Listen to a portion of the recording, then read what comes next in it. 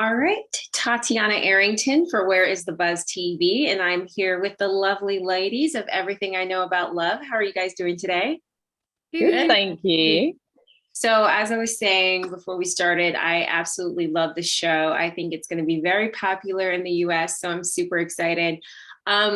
You couldn't tell me that you guys weren't all friends before this. I'm watching it and I'm like, their chemistry is insane. So, talk to me a little bit about that. Was it just a very natural thing for you guys, or was that something that you build it on throughout the process of filming?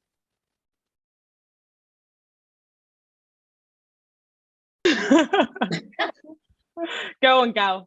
Okay, if I was gonna say it's just like felt super organic. Like we didn't really like like we didn't do anything to try and like bond. I feel like we just hung out and then worked together, and then that kind of just naturally.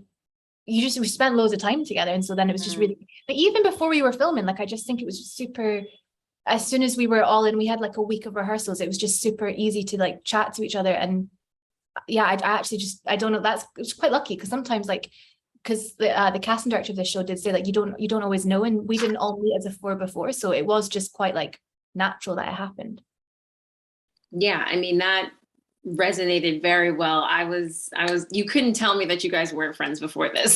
So I loved it. Did you learn anything about your particular characters during filming or as you were reading through the script?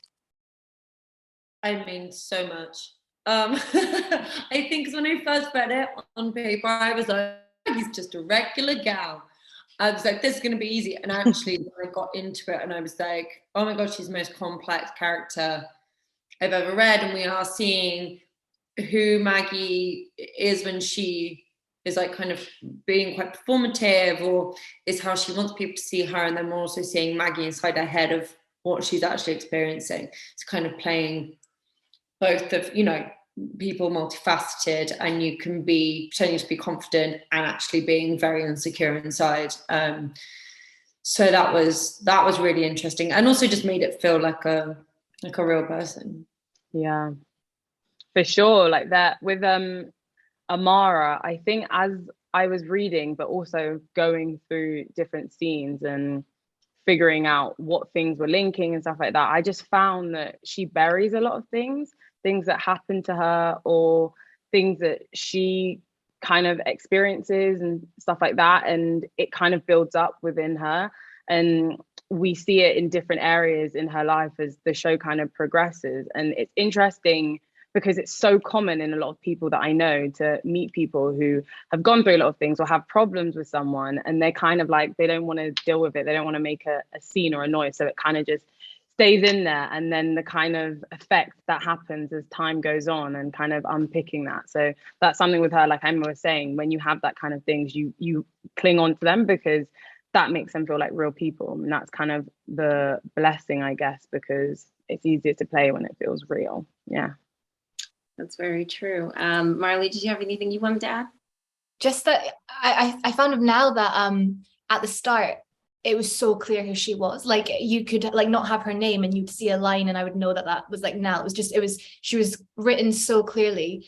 And what I found interesting was as we got more scripts for as the series went on, I think Nell starts to, for someone who's so certain of who she is at the start of the show, she starts to either like rebel against that certainty that she has of herself and like or all her friends have of her, and it's almost like when everyone else is like, well, you are like this, and suddenly she's like, no, but I don't want to be that. So I feel like it started to get a bit more who she was slightly less clear in a good way because it was what she was going through and she was questioning herself, I think, a bit. Yeah, and I feel like that kind of transitions into my next question. I want to ask you guys, I feel like particularly with Maggie, there's so many, you really just initially, I think, okay, she's this chaotic, extroverted party girl. She's the life of the party. And then you get to know all these different layers. How do you guys make sure that you're not playing the end or you're not focusing on kind of the outside of your character, that you're really able to dive into those multidimensional aspects of your character? I mean, for me, it was kind of like all in Dolly's writing. It was very much on the page. I felt like she had those moments of what is actually happening inside this character's head. And I think it kind of felt like walking a tightrope a little bit, just like kind of really trying to balance it out and figuring out what you wanted to show and not want to show, what you wanted to hold back, what you wanted to hold back for later episodes. So it felt kind of like constantly trying to gauge it. I remember actually writing out like a massive long timeline so I could kind of like break it up into segments. But yeah, I felt like it was a constant process. Mm-hmm. Yeah, absolutely. I mean, that makes a lot of sense, having to make sure that you're on that fine line and it's, you know, you're not leaning over too far ahead. I also want to talk about the nostalgia aspect of the show because it's set in 2012, right? Okay. Yeah. So I myself watching it, I'm taking myself back to where I was in 2012, like, you know, the references, Russell Brand and everything that was happening at that time. How did this feel? Did you guys feel like you were having to step back into a time in your life, or maybe think about what you were doing at that time? How does the nostalgia like play in it for you? Oh, do you know what? There's stuff within the story that we kind of see later on. And this is something so specific, but there's ways in which people respond to things now that happen that like we didn't have that language back in 2012 and we didn't have that sensibility back in 2012.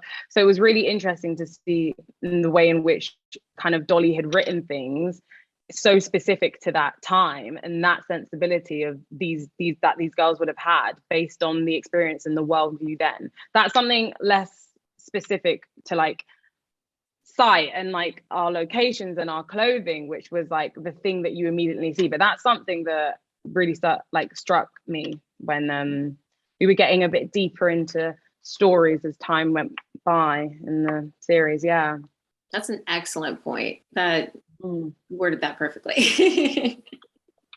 Anybody have anything that they wanted to add on that? Okay, perfect. Nothing. Nothing, nada. It sounds terrible. I think it was like, for me, I definitely didn't have that much fun in my early 20s in 2012. When I think back to my 2012, I'm like, oh, that kind of sucked. So it was nice to kind of like relive it with these girls. And also we kept joking that it was kind of like a period piece now, because even though it was only 10 years ago, it is. Had changed. Like it's so different now. The fashion, the language, what we're talking about. Like where we are about like what's actually going on. And like Aliyah said, like being able to have different conversations now and being able to kind of like put that into it and seeing how far we've come in 10 years. I agree. That's why it took me back completely when I was watching it, which is also another reason why I liked it. And I also, so to wrap up, I watched all 7 episodes, and y'all, I'm nervous. I'm nervous for y'all. Like, what? I know you don't know what's gonna happen. I know you don't want to spoil anything, but I'm particularly Maggie and Birdie. I'm nervous. So what can you tell us? What can listen, like there's a lot going on, okay? I understand. I feel like female friendships are harder breakups than, you know, with your partner. Like it's tough. So okay, I don't even know what my question is anymore, but what do you say about female friendships and just the making of this show and what the fans are going to experience, because it's going to be a hit. It's already a hit. Oh, the warmth that friendship brings, but just as much as that, the pain that kind of comes with it, because it's such a specific type of love that kind of feels like you can access it during another kind of love, like familiar love or like romantic love in a relationship. You can have like your friend, and so the joys, but then like the pain that comes with being so close with someone, and then also just being in your 20s and life and jobs and work and figuring out what is right and what you want to do and relationships and all those classic problems that those who are either in their 20s or have been and like are out of them now can can like look back on or be like, oh damn, that's me right now, I'm in that. I'm not alone, you know. So hopefully a bit of that and more. Also, like the fun thing of doing a show about female friendship is you actually get to work with other women. Like, that's not to be undermined, because like so many sets, there's not that many other women, and actually like just all the stuff that goes in between actually filming the fun stuff, but then in between like long days or having a cold or being tired, like being with other women is like really nice. And that's, I don't know, my experience of like filming about female friendship was also like mirrored in like getting to work with these women. Do you know what I mean? Kind of was really nice. Yeah. I love that. I mean, that completely radiates on the screen too. I know I'm making it sound like, oh, it's nostalgic and that, but it's also very hilarious. So people who will be watching, you guys will definitely have a good time, you know, Yeah. all the pain and things like that. So congratulations again.